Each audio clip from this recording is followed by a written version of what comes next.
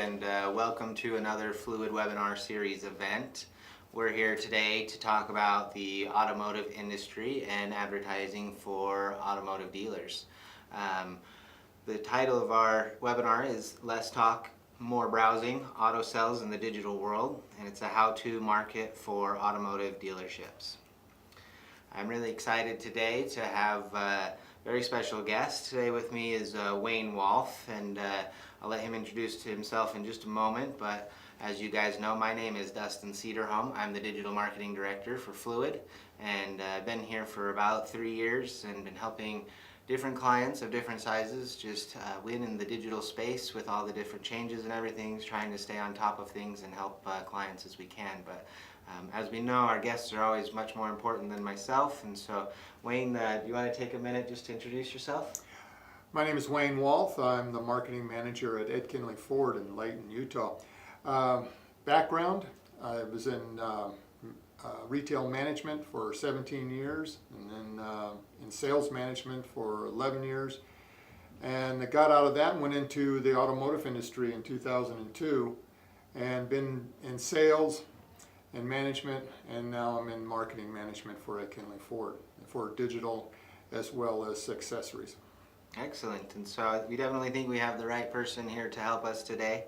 As usual, just a couple housekeeping items. You can live track this webinar on Twitter with our hashtag Fluid Webinar Series event, or you can direct message us at GetFluid. We are currently going to be just taking questions on both, and then in addition we're also live on Facebook. Most of you are probably watching us there now, and for anybody on the webinar or the WebEx, you may also go to facebook.com/getfluid, and you'll see that live event if you want to watch the live video stream as well. We're going to jump right into this, but before we do, I just want to preface the conversation for today.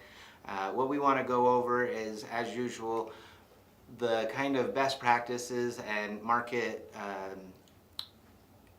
I guess, current events going on in the market, but additionally, we want to give you some feedback that you can use within your own departments and maybe take some of the tips and tricks that we've learned from our experience into what you're doing, whether you're a small or large auto dealer. And so, without further ado, we will just go ahead and begin our presentation. Okay. So the first part is, and everybody's talking about this, it's nothing new, we just felt like we had to touch on it, is the rapidly changing buyer behavior. And so this first slide here shows the different opinions of actual auto dealers and kind of where they think that digital is falling into the equation as far as budget and how consumers are using the experience. And so just to point out a couple of these, and then have Wayne speak to where he thinks we fall into them all. But currently 35% of people believe the digital experience will help the process, but requirements for personal interaction will remain for advice, personal service, and being able to view the car. That's probably the camp I'm in currently. The next, most popular one is that customers will be able to buy, finance, and have a car delivered completely via an online interaction. And I mean, Wayne, we know that's happening right now. It is. How much do you guys do this direct to selling to other dealers or direct to consumer, maybe out of state? Is that a part of what you're doing currently? Very little. A lot of this information's starting to take hold. Tesla is probably one of the one-car manufacturer that's probably the leader in this. But I don't think we've come to that point yet in our society that everything can be done via digital. Right now, the most that we do is probably to the construction end or the commercial end of the field, where people they're just too busy. They want everything to be taken care of for them just by a phone call and vehicle delivered to them and what have you. Or people that are just, their lives are just too busy. They're probably more of the one percenters that are out there that have that kind of opportunity for someone to hand deliver their vehicle to them. But for the average consumer, doesn't fall into that. I think they're 24%. It's just a little bit high yet. I don't think our society has come to that yet. Probably another generation, you'll see more of that happening. Absolutely, and just the percentage right below that is customers will be able to purchase nearly the entire car, but the final paperwork will still need to be completed in person, which is kind of funny because we work with another client in the local Utah area, which is Homey, and Homey has been very disruptive in the home buying and selling industry, and they've pretty much been able to automate the entire financial process. You do still have to go in and sign with titles, and so they haven't quite gotten away from that, but I would think that Homey probably agrees with that 22%, but would be expecting to move more into that 24% as they continue to automate every piece of the process. And so just as the home industry is going, I would imagine the auto industry will go as well. Oh, without a doubt, everything's changing, and you have to change with it. You can't be left behind. And you're right, that aspect of it, which I can see down the road, where everything is signed online. You don't even have to be there in person. Yeah. So I can see that happening. And then the last little group here is the car purchasing is not an industry that can be disrupted by digital. That's laughable to me. I don't know how you feel there. No, yeah. I'd like to talk to those 6%.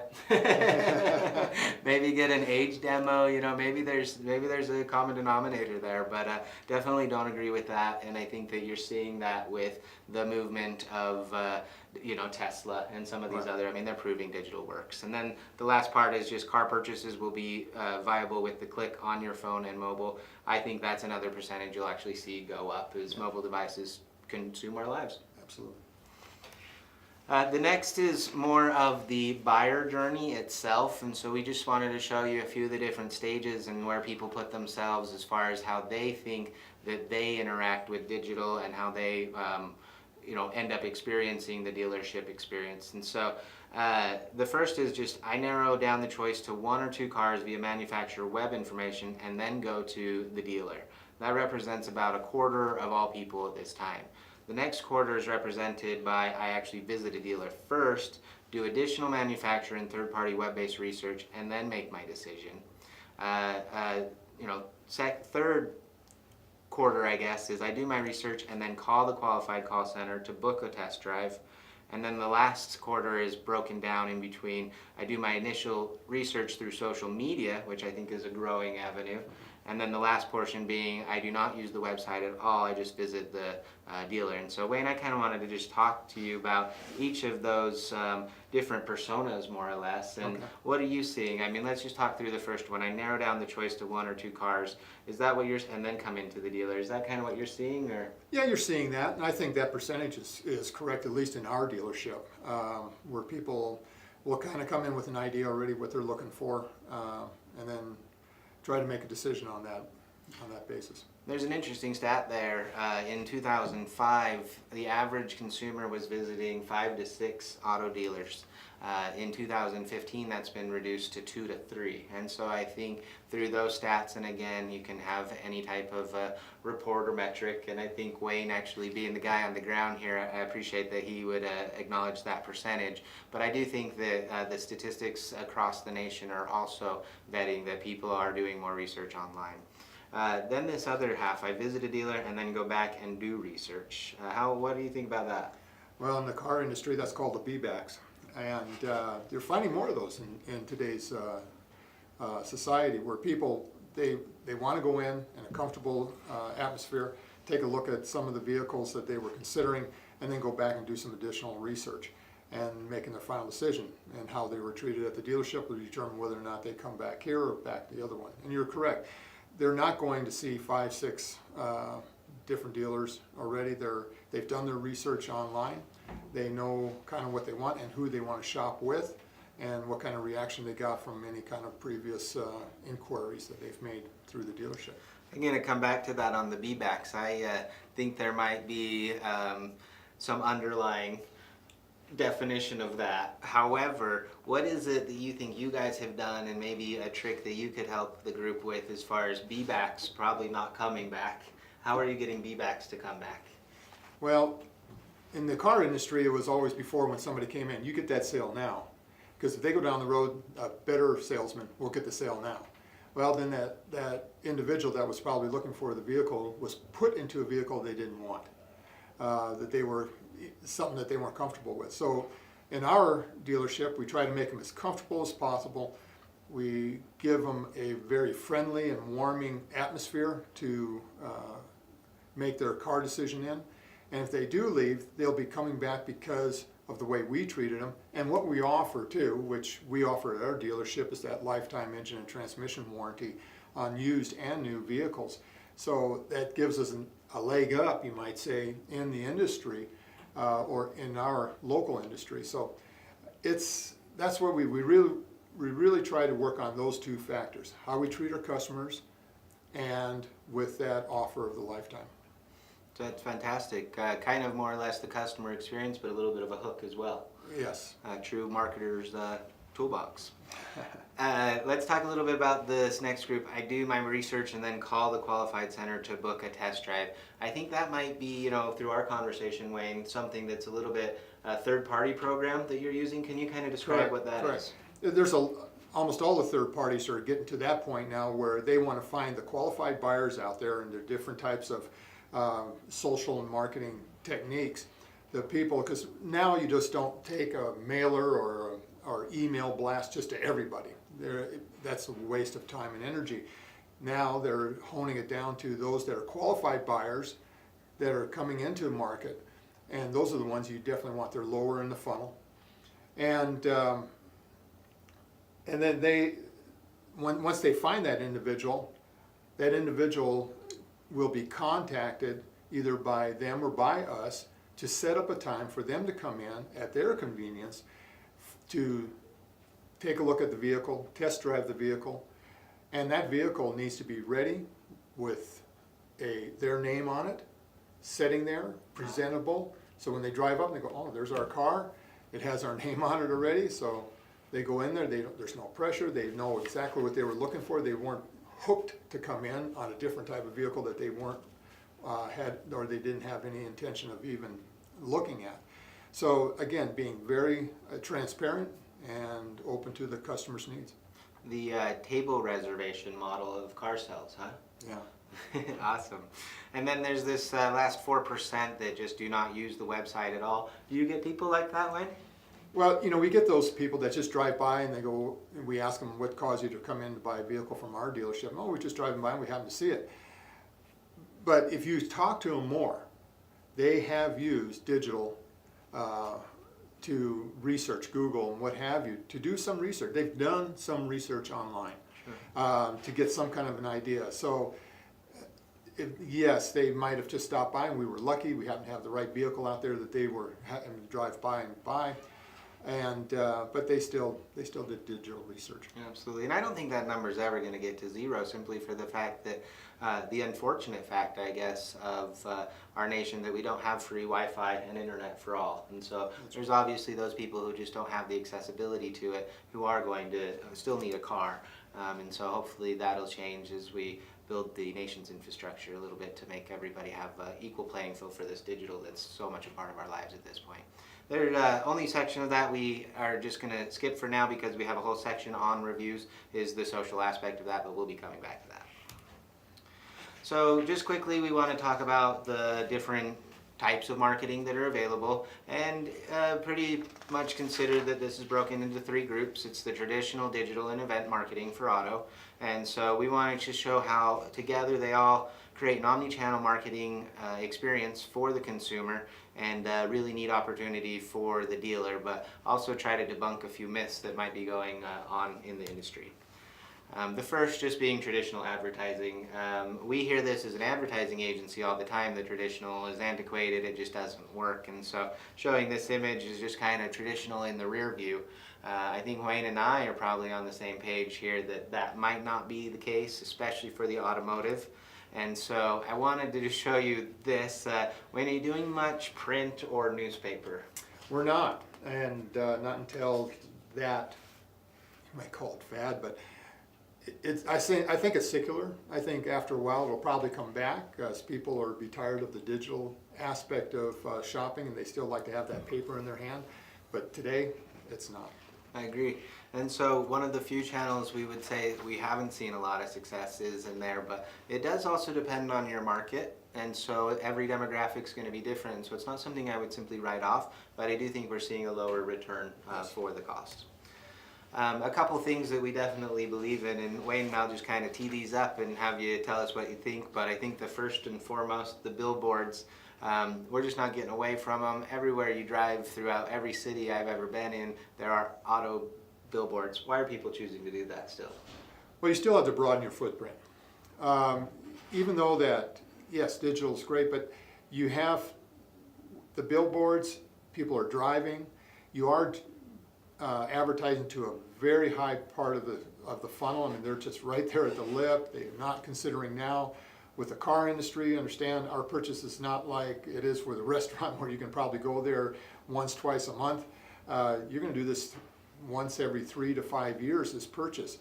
So it's to keep your name in front of them as much as they possibly can. And now with the way they got digital billboards, it makes it a little bit easier. You can get a little bit fancier about what you can put up there, more eye-catching. So it's there, and you still need to do it.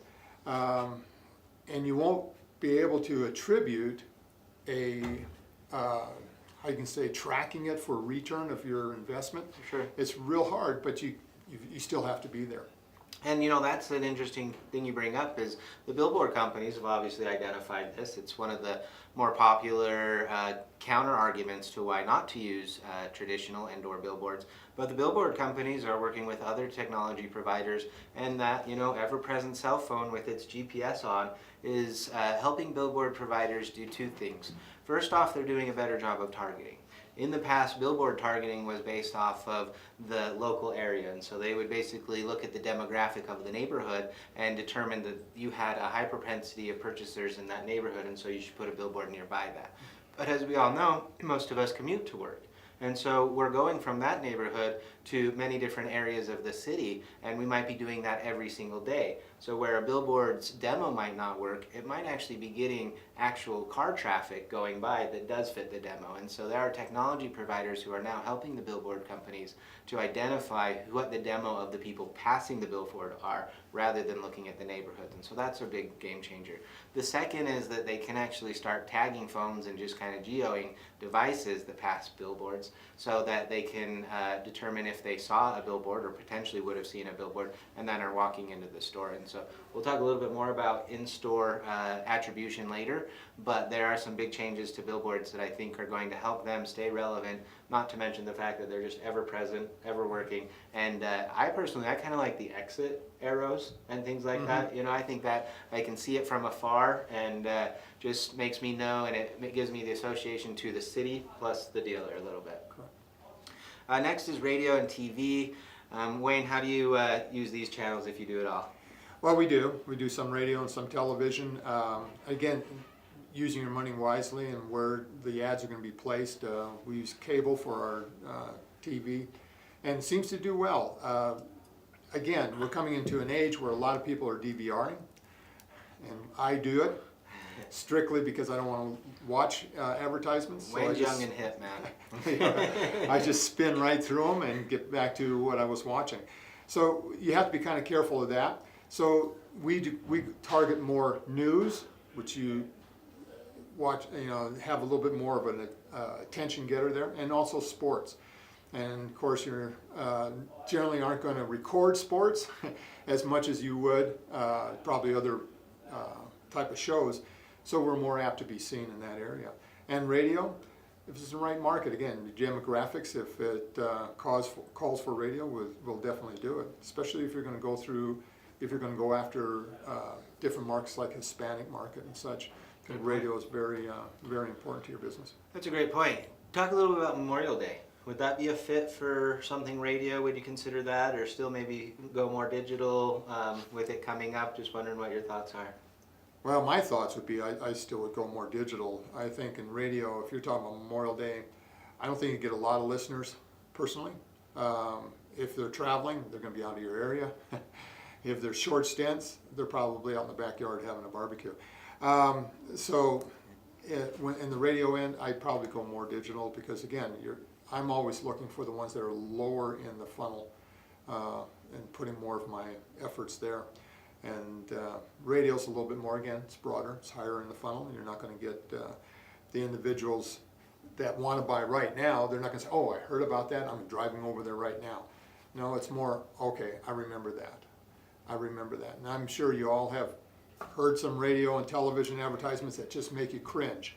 You still remember them, don't you? Yeah, pretty good marketing, isn't it? That's fantastic. Talk to us a little bit about print advertising. I know you guys do a bit of that and have actually found some good success in there. What makes it such a positive channel for you?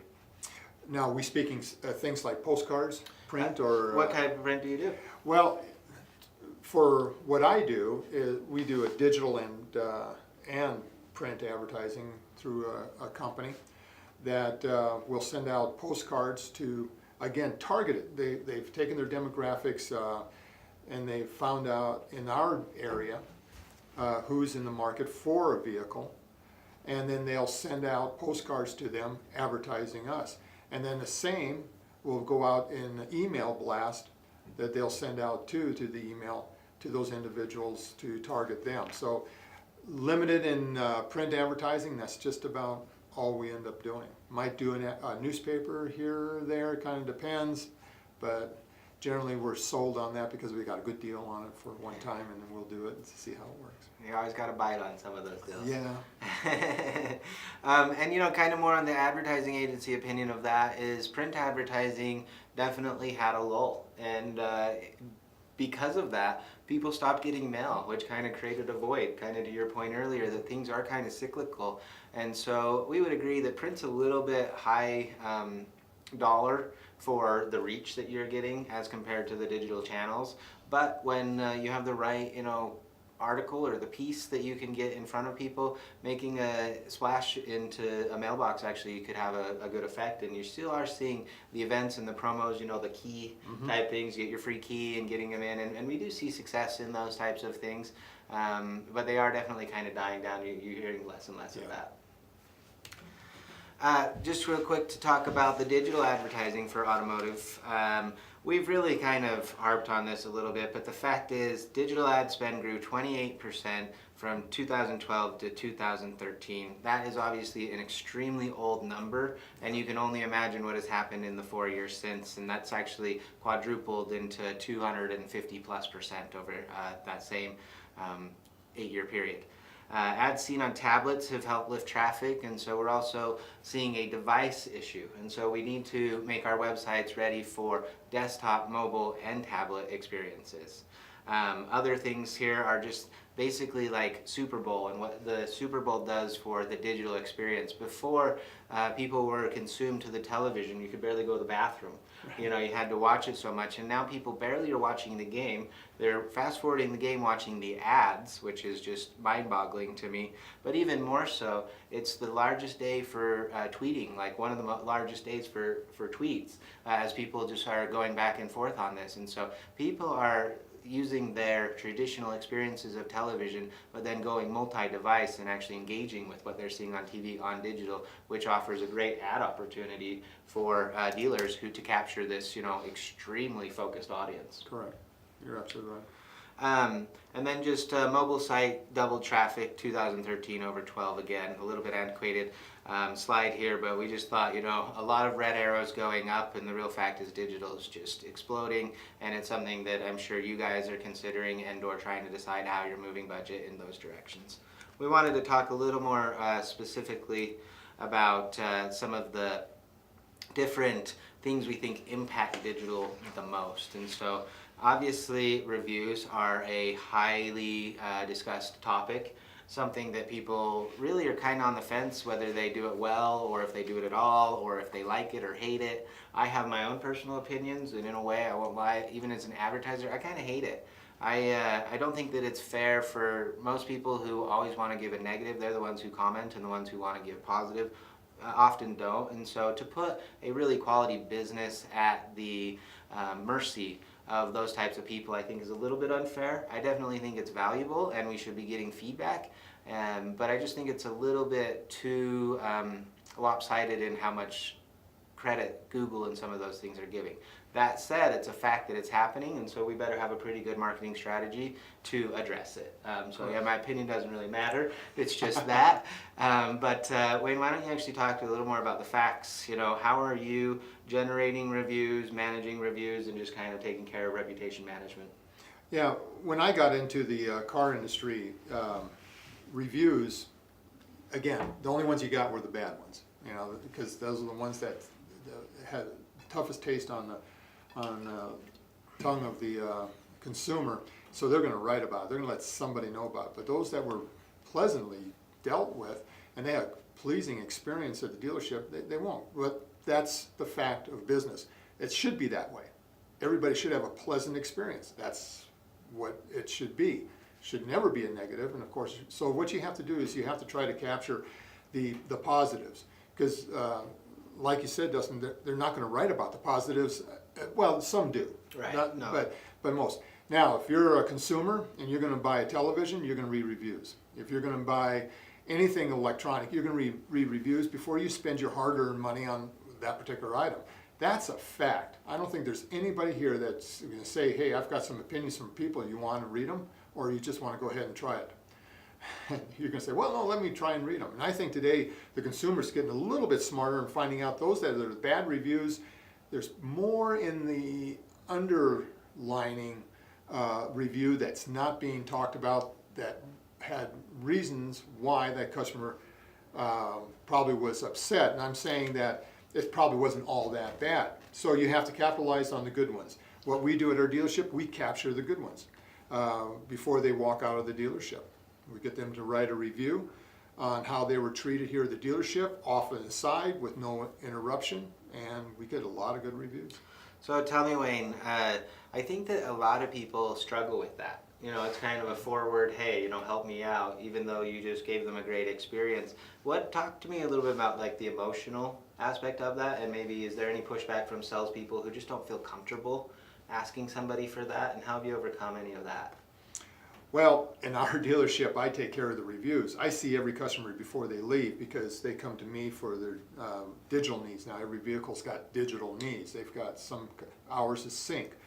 And so it leads into me just ask them how they've been treated, and I can get their review. We work through a company called Reputation Management, and they give us a iPad, and we give it to them, say, would you be okay about writing a review and how you were treated?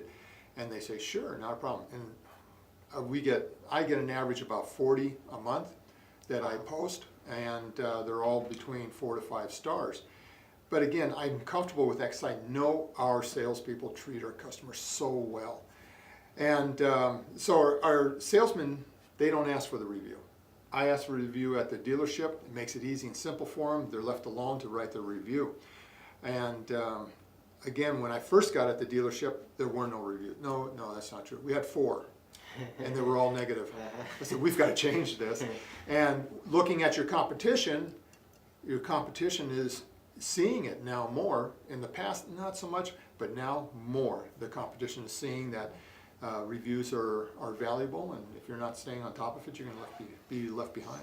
That kind of the takeaway I have from that, Wayne, is you know, maybe putting a single person onto the task rather than trying to spread it across and put some ownership on everybody, and then kind of overcoming some people's, you know, being shy or just not feeling comfortable, right. And then having the accountability of you know, who really wants to do it, and having that champion in a way of reviews. And to be quite honest, even as an advertising, I can say that we have a champion of reviews here, and she's done a really good job in helping us get things going, and at times we've tried to have, you know, the whole group do it, and it just didn't go as well. So I think that's a really good model that you have, and maybe one that others could share. And with the understanding too, you're not going to see results from the reviews until a ways down. So be patient on reviews. You have to work it for a year or more, and you'll find the results. I didn't even bring him because he was going to support that, but can't agree with that more. Thanks, Wayne. The next is just what I believe is an underutilized marketing tactic, and that's just retargeting in the auto industry. And so there are a number of ways to do retargeting. If you look at this image, it's just kind of a quick understanding of it, and it's only doing site retargeting. And so what it's showing is a user sees an ad online, they come to your website, they don't convert, and then when they leave and start browsing the internet, they actually start to see your ads pop up again. As we know in the automotive industry, it's very hard to create a conversion audience because for the most part they're looking at the site and then they're walking in. And so that usually is a specific time period, and so we want to be able to capture them within basically just a couple days or hours or days as they're going. And the other thing is they might now be moving from the computer to their mobile device. And so with retargeting, we can tag both of those things so that when they now are going to shop your competitor, when they are browsing and trying to get some of that manufacturer information or looking in apps and things like that, your ad can be popping up, so keeping your brand front of mind. So there's just a number of them I wanted to go through. So there's something that is dynamic retargeting. Dynamic retargeting is a neat feature, and it's kind of the shopping ad for automotive. And dynamic retargeting actually allows you to pull in the exact car or truck, vehicle that the user was looking at, and then continue to show them that exact car as they go through the internet. That's a better experience than the actual brand itself, because what we know is people are now identifying cars themselves and going to the dealership to look for that car. And so as long as that car is the best deal, then we can actually put retargeting ads that say, come in and add that warranty on top of it. So they saw the car itself, they want to still see the car, but now we add, hey, not to mention this car was the perfect car for you, but I've got this extra warranty on top of it. Make sure that you come in, and so you can progress that story with it while still using an actual product rather than the brand. So that's a really neat one. The other one I just wanted to talk about real quickly is just search retargeting. And so search retargeting is a counter to PPC. And so a lot of us who are doing AdWords, which may or may not even be effective in just the way that it works, but people are doing specific search. And when you do that search, you go into the auction, and so you're bidding against all the other dealers in the area. You might not win that search, and so they click on some other dealer. However, with search retargeting, the moment that person puts that search in, they get put into a retargeting audience. So whether that person goes to that dealer and then stops, browsing for cars altogether and just goes off and does something else on the web, you can actually now put your brand in front of that person just based off of the search. Nice thing about that is you're not competing in the auction, so it's not a CPC auction basis. It's actually just a CPM model where you're just delivering impressions and hopefully getting clicks that way. And so those are two that we've really seen a lot of auto dealers not utilizing, but we think that they are very powerful tools in capturing people after the search, which we think the auto is just they're doing research and they're browsing a lot. And so as long as you can tag them and follow them, that's kind of the secret to keep them around. Want to just move into niche sites versus local optimization. I would imagine this will be an interesting area for a lot of you out there because there are some significant changes going on. And so briefly, just niche automotive websites are the ones that we're also familiar with, the cars.com, the edmunds.com, Auto Trader. There's many more. And then what's we're seeing a little bit right now is a shift more towards the local sites. In our local area, KSL is one of the largest websites, and they have KSL Cars, KSL Classifieds, and a number of different locations where we know our exact local audience is going to be, whereas Cars being .com being more of a national brand, they're having to localize their own search, but not being a local company, so they're kind of fighting against some of this, and then just other local ad networks. And so Wayne, I wanted to turn it over to you and just kind of ask, what have you guys been doing as far as niche automotive and moving to local, or are you not? What's kind of the philosophy and what are you seeing? Yes, this niche automotive can be a real drainer in your budget. So it's real hard to find out what your ROI is, your return on your investment, because they all have their numbers, and what you want to see is people coming in through the front door. And obviously when somebody's browsing the internet, they're and doing the research digitally, they might pop into Cars, to Auto Trader, to KSL. Here in this market, they're all going to eventually go to KSL. KSL has probably the broadest and strongest consumer market out there. So it takes away a lot from the other third parties, the Cars and the Auto Trader and the Edmunds and the Car Gurus and what have you. What we've done in the past, we kind of hit them all. A little bit of money here, and before you know it, you've drained your budget, but you're not putting the money where it really needs to be. So we've elected to eliminate some of the third parties and just go with the major ones. And we have not seen a drop in our sales. We can't justify spending $800 a customer to come in and buy a vehicle, and that's what you're going to be paying if you're not careful on some of these third parties. You'll pay as much as $800 to probably $1,000 a customer, and it just did not make business sense. So look at your budget. You shouldn't be paying any more, hopefully more than $300 to $400 a customer to come in. There's that cost. It is there, and you're going to have to find what niche is the best for you when it comes down to that third party.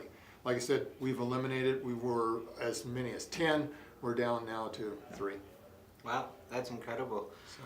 Without loss as well. Without a loss. That's incredible. I mean, that's really what the name of the game is reducing cost per acquisition, right? And so, especially with these that have those set numbers, can you do a little bit better job? And the other thing is we can tag a lot of these sites now. So we can determine if you ever went to cars.com and you are in my local area, I can serve a banner ad that doesn't come with a referral fee, right, or a conversion fee. Excuse me. One of the next things we want to talk about that's fairly popular in the auto industry right now is getting the most out of co-ops. And I know that Wayne here has a bit of experience in getting those co-op dollars, and so we'll lean on him here. First, I just wanted to point out this statistic. Marketing Land reported that billions of dollars in local co-op advertising funds go unspent by car dealers on an annual basis. And then I thought these graphs were fairly impressive as far as people who are using co-op versus not, and how much of a marketing budget they have, with, you know, a significant difference, almost 100% increase for those using co-ops in their marketing budget. What would that feel like for you if you could increase your marketing budget 100% and doing nothing and actually not taking a dollar out of your pocket? And so it's a no-brainer to me. Wayne, tell us a little bit about your experience with obtaining co-ops, or maybe not having them and getting them, and you said, talk to us about that. Well, maybe my experience is the same as some of those others that are out there in the auto industry and the marketing. All of a sudden they walk in, which I did. I walked in and they said, well, I asked them about the co-op dollars, and everybody was kind of like, well, they're a pain to work with. Well, no, it's because they don't understand how to file for co-op dollars. When I came in, found out in the last 2 years they had received no monies out of co-op. And we're a small dealership. We're one only, for the lack of better terms, a mom and pop ownership. And that, for them, that was $50,000 to $60,000 a year of advertising dollars that they lost. Now it's more now because our sales have gone up. So we get so many dollars for every vehicle sold going to co-op. And in the past it was 75 for, like Ford, it was like 75% traditional, 25% digital. 3 years ago it went 50% traditional, 50% digital. Now, if you want to use all of it for digital, you use all of it for digital. So they see the need for digital marketing. And digital marketing, a lot of it is co-opable. So you have to do a little bit of research to find out what advertising is co-opable and what isn't. Not all of it qualifies. And but definitely, you can take that money now, you're writing a check out for that advertising. You can now keep that check, keep the money in the bank. You don't have to spend it. Just think about it in your own household, how that nice would be when somebody else paid for your bills. And that's what co-op is doing. That's fantastic. I mean, it's just something I can't believe people wouldn't be taking advantage of, but I can see that it's resources, it's time, and there's a little bit of fear.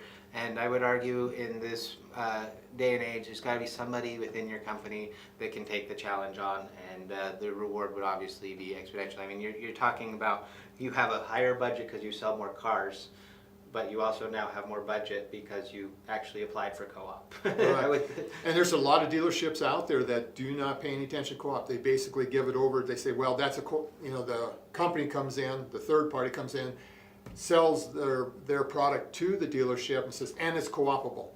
So the dealership buys it, leaves it up to them to go after the co-op. The Forget third to party's buy. not going to always go after the co-op. You need to have somebody on site that's going to follow up and make sure that everything is getting taken care of, or else they make changes in their business, people fall in and fall out of positions, all of a sudden you find out your co-op's not being filed for.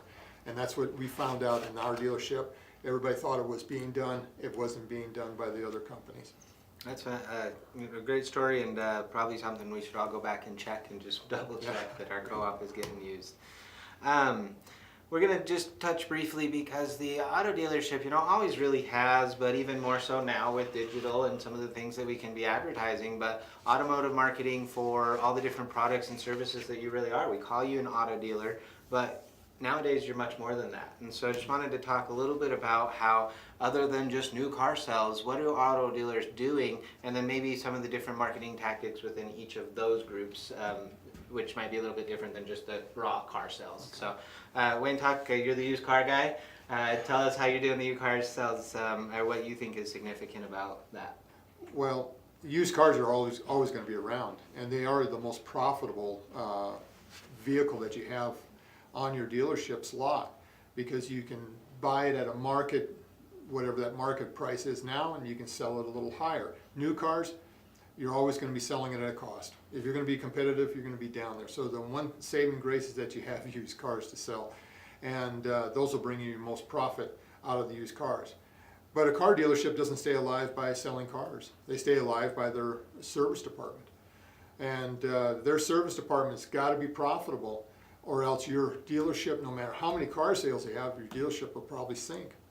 So you have to make sure that you have the right person in that position to manage your car dealership's service department and parts department.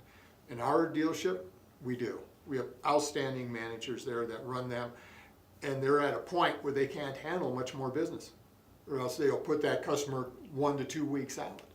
And we only have such a large shop, we only have so big of a shop, we can only have so many stalls for doing service in it. So the advertising there is critical, and at the same time you have to make sure that you're servicing the customer properly, so you have a double-edged sword there. That's interesting.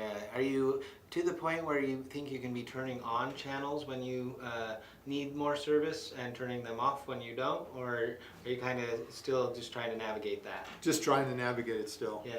It's because we have such a good service department, again, we have a tremendous amount of return customers there. And I think that's a really big part of it, is the service center also leads back to the next car purchase, right? I mean, Absolutely. you're dedicated to that dealer and you're doing everything through it, and so it's almost a cross-sell and or retention model. Oh, without a doubt, without a doubt. You have that customer now that you've captured that customer and service. Their likelihood of buying from you a vehicle is up in the 90s, high 90s, so percentage-wise. So they're vital. They're vital to the car industry. Talk to us about custom accessories. I don't know that everybody's doing that, but what are you guys doing? Well, that's how I kind of got into the business, through custom accessories, because Ford has a great aftermarket program. Custom accessories is something there that you sell to a customer after they've bought the vehicle, that's going to customize, personalize their vehicle. And that industry is, again, a high profit industry if it's done correctly. It can be low profit if you're not careful. But there's enough accessory items out there that you can employ more people, which is always good for a lot of different reasons, and at the same time make a decent profit out of it. And it's been good for our dealership, the custom accessory end of it. Awesome. And then maybe briefly talk about financing and warranties for us. Well, that's your back end. That's the other end of the car sale that's going to make you the money. You're going to lose it on the front end, which is the purchase of the vehicle. The customer's buying the vehicle basically at cost. So we're hoping for better results on the back end, which is through financing and the warranties. The financing used to be, well, we'll get them into the vehicle at a 6% rate, and it's 2% higher than they would probably get over at the bank. You can't do that anymore. I mean, because of the digital age, they can get a rate right there while they're sitting in your office. So you got to be smart about that. You're going to get them at the right rate, the rate that they're supposed to be at. Again, being very transparent on that is very important anymore in the car industry. It's not the way it used to be in the old days. And you have to work then on the warranties. The warranties are going to generate. Wait, let me bring you back real quick. Are you advertising financing? You know, currently we don't. We don't advertise financing other than what we have on our website. Okay. And you're going to go into warranties? And then the warranties, I think, again, we got a little bit of a niche there. We have a lifetime engine and transmission warranty that's at no cost to the consumer. And that's on used and new vehicles. But then we have what would they call a wrap. It's a lifetime warranty on everything on the vehicle. So so that person can run that vehicle literally in the ground if they wanted to. But we know the way the society is today, consumers only going to be probably hanging on to the car maybe 5 years. So it doesn't hurt us that bad. But where are they going to come again for their warranty work on that vehicle is going to be coming back to us, even though that warranty work can be done anywhere in the United States or Canada, so it's a nationwide warranty. And I know the answer to this, but are you marketing that? Yeah, absolutely. Absolutely. We do a heavy marketing on that. Awesome. I mean, great to know that you do have a unique value prop. And for those of you who may not have a warranty, what is yours? You know, really find something there and then definitely market that outside of a car. So we'll just talk really briefly on this, and we touched on it with Billboards and a few of the other things, but we wanted to try to help people understand how to know what is working. And so there's a lot of new technology, and I would argue it's all centered around the phone. We really the phone became a problem because it became our internet device. It became our computer. It was so easy for us to tap into people's IP addresses when they were, hardwired in or even Wi-Fi'd into their own Wi-Fi. But as they take that offline to a device, your mobile device, when you hit a Wi-Fi, especially like on Apple and different things, is actually going to randomize those numbers so to keep you anonymous and keep you safe, which creates attribution problems, right? Or did they go to the shop or not? And so some of the solutions, and one of the unique ones I just wanted to point out, is kind of beacon tracking. And so beacon tracking is a technology that you can put into your dealership, and it's just a small device. It operates on Bluetooth rather than Wi-Fi, and the Bluetooth aspect of it allows it to ping the device ID. And so if you have an ad, you can work with your ad networks and you set it up with the program, and then once the device has been tagged, whether it be like a cookie or however it's doing it, and then that person actually walks into the store, the Bluetooth recognizes that that device ID has now walked in, and it can give attribution to some of the digital campaign. So that's kind of one of the more complex ones that we just kind of wanted to throw out there as just a crumb of hopefully enticing people to take a bite. But the other ones are obviously doing your call tracking, using UTM parameters in your URLs, and so that's something that we really try to help our clients with. Is we put UTM parameters on every single ad that we have so that we can determine what ad sizes are actually working. We also put UTM parameters on any sections or clickable links on an email to help us determine how far down that email they're actually reading, what call to actions are they engaging with, so that it helps us in our design decisions. And so there's some things that have attribution aspects as far as conversion goes, but also attribution aspects as far as how do we create a better ad and get in front of the consumer. I don't know if you have any thoughts on attribution, Ray? Well, you're absolutely correct. Had companies coming up to us that would, on their cell phones, if a customer goes in, our consumer goes into a competing dealership, it'll ping them, and our ad will come up, and it'll advertise as like a retargeting type ad on their phone. So those are out there and available. There's so much out there digitally, and if your third party's coming to you to sell a product, you got to find out even to them, for them, what are they doing digitally to attract and capture more, or through wireless efforts and what have you, capture more people. A lot of them are out there. They know exactly where that customer was at when they brought up your ad. Were they on your lot? Were they coming close? And what have you. So, phone is, I can remember coming into our dealership again, they didn't want to do anything with phone. I I said, no, phone, trust me, phone's gonna be the number one. Same thing, just like YouTube. People watch it now just for relaxation, and YouTube used to be, gosh, if you had 500,000 YouTube followers, that was fantastic. Now it's in the millions. If you got to be up there to really be recognized as a successful YouTube programmer. So there's a lot out there you got to look at and decide where do you want to funnel your monies to. Absolutely. So just a quick summary. I think we all kind of agree, at least Wayne and I are on the same page. The market is changing, and we need to meet the buyer where they are, but that doesn't mean digital. You need to meet them both traditionally and digitally, and there's a really good mix of that we think is super important. So don't just bag one because you feel like there's a lot of talk around digital. The next is there's just competing views on the impact of digital has on the car and truck buying experience. There's just little doubt that it will be significant. I think you threw out the stat of the day as far as the co-op numbers being allowed 100% digital. If that's not proof in the pudding, I don't really know what is. Correct. Dealerships are choosing to bring budget back to local markets. We talked a lot about that. I think you need to kind of assess what your market is.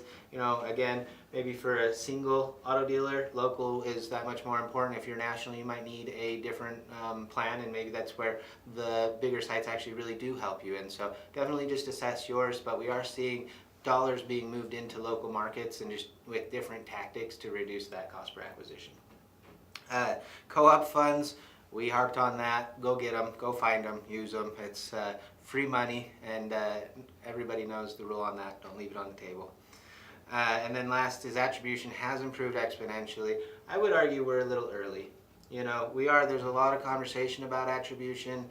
You might put a lot of money into it, and it would really help your ability to make budget decisions, but some of the data that we're seeing coming back from attribution and some of these, cable provided, this, that, and the other, we do see a little bit of noise in those numbers. And so I think at this point, we're not 100% there in getting those numbers back. And so there are the simple tactics: use UTM parameters, use call tracking lines, and then if you can, some type of, third party that might be able to do an in-store walk-in.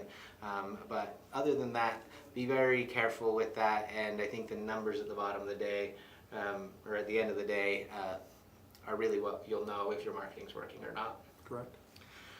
So that actually comes to the end of our webinar. We are going to take a brief moment to do Q&A, and so for any of those of you on the WebEx who want to move over to Facebook, you can do so now. Again, that's getfluid.com. Facebook.com/getfluid. And so we'll just take a short break, and then we'll get right back and we'll take some questions. So we talked about this in the webinar, but we want to just kind of touch on it again. We'll take this question. The first question is, how important are online reviews in the car buying process? Wayne, why don't you take that? Well, again, I think online reviews are important. Again, they want to know, there's a lot of competition, a lot of different dealerships that you can go to in that same brand. They're now within easy driving distance, and the customer wants to know, is it worth my time to even go in? What am I going to be expecting? The fear of the consumer is anymore coming over the curb. Oh my goodness, I'm going in to buy a car. These vultures are going to be hanging over me, waiting for me to make a decision. They're going to force me into something I don't want to buy.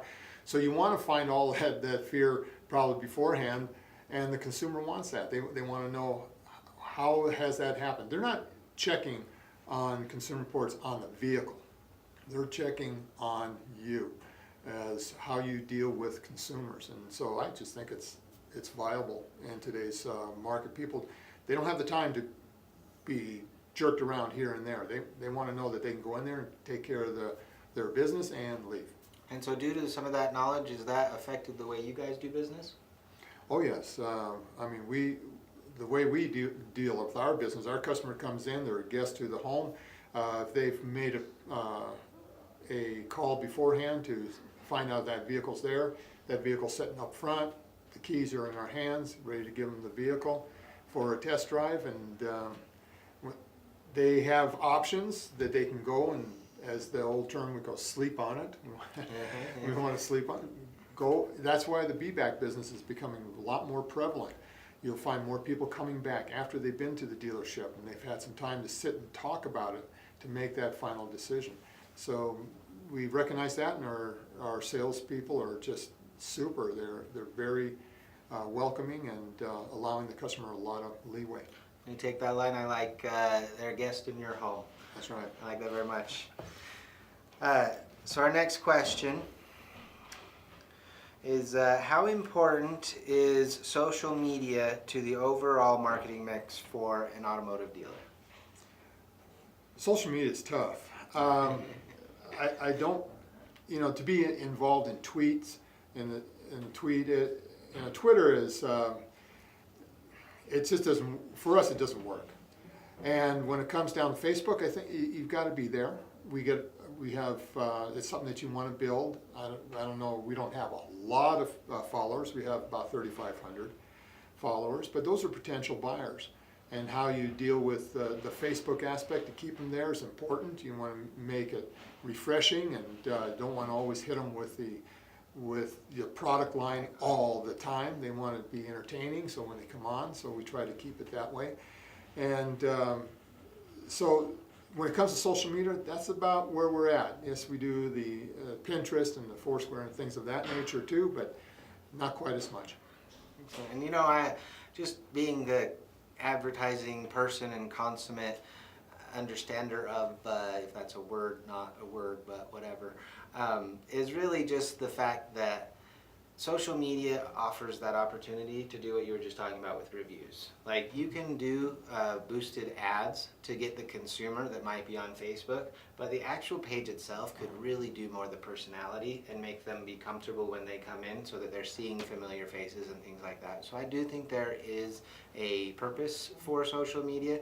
I don't know that it's a conversion purpose, but I do think that as far as brand reputation and comfortability, which definitely leads to a purchase, is a viable argument for social media. So our third question, should online video play a part in car dealership marketing? The question is, should online video play a market? Oh my goodness, sorry guys. The question is, should online video play a part in car dealership marketing? Oh, sure, absolutely. I mean, again, it's viewership. If you got to broaden your footstep, and you got to do it in any way, in every way you possibly can. Online videoing is it's viable. It's important. Again, it shows who you are. It allows the consumer to get better educated. A lot of different things you can do with online viewing. It's so broad. So. And I'd say Ed Kenley has a pretty funny one going on right now. I think really goes well onto video. So really without a doubt, we're very proud of those. You guys did a great job. I mean, it's unique. It catches the customer's attention, and it's been very positive for us. We've got a lot of good results. Excellent. How do local car dealerships differentiate themselves from the national campaigns? Yeah, when you have a tight budget. Yeah, I mean, I've worked for larger car dealerships, and they have, obviously a lot larger budget, a little bit easier to work with. But when you come into a smaller dealership, you have to be smart. You just don't have the budget the bigger ones do. You can't be everywhere.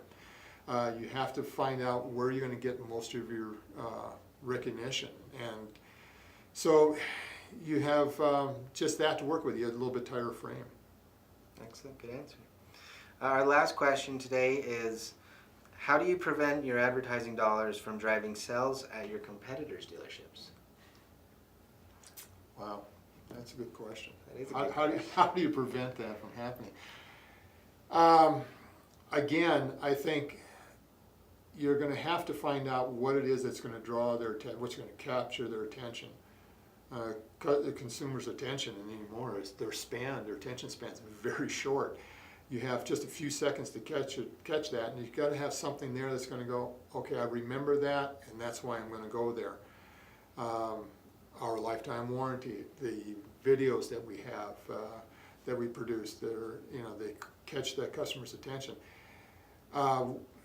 It's just, you are not going to be able to keep obviously the consumer from going to another dealership. And if you look at any kind of ratings, the way they're treated is high and far above price. They're more concerned about that than they are price. Price makes a definite point, but in the car industry, when you're talking about new vehicles, we all sell them at the same price almost. I mean, and they can find all that information online. They can find out what your internal cost is and everything else about the vehicle. Used is a little bit different. Obviously, every used vehicle is unique. It's like a thumbprint or a fingerprint. It's just they're different in every different way. So now you've got to go back to how do you treat your customer. You give them a fair deal, and of course, when it comes to your trade-in values, you got to be fair about that. And we've worked in a lot of different ways with Kelley Blue Book on that. It's just worked out real well with us in that. Yeah. Definitely coming back to the consumer, I would agree. I mean, it's unique value prop. What is your differentiator? And the other thing is looking at your competition's advertising and seeing, you know, everybody's promoting kind of a similar message. How do you get a little bit more emotional, and how do you make that you know, relationship aspect of things really come through, because that's what people are buying on, and it's not necessarily Yeah, if you're not spending time going and looking at your consumer or your competition, that's a mistake. You've got to look at your competition. You've got to know what they're doing and what you can do better than what they're doing. And that's their websites, to their digital marketing, to their traditional marketing. And I think we're making some strides, some real positive strides in all those areas to compete. Well, guys, we've definitely reached our time here, so I want to thank everybody who attended. I really want to thank you, Wayne. Wayne Walth, Ed Kenley Ford Marketing Manager. But Wayne, I've rarely gotten to have such a conversation with somebody who really recognizes the funnel of marketing, and so that was a refreshing conversation, and we appreciate you for that. You're welcome. Thank you. Thank you. Appreciate it. Just real quick, for those of you out there, you can catch us on Twitter at our #Fluid webinar series. We'll be on again in another month or so, and you can always direct message us at Get Fluid. Have a great day.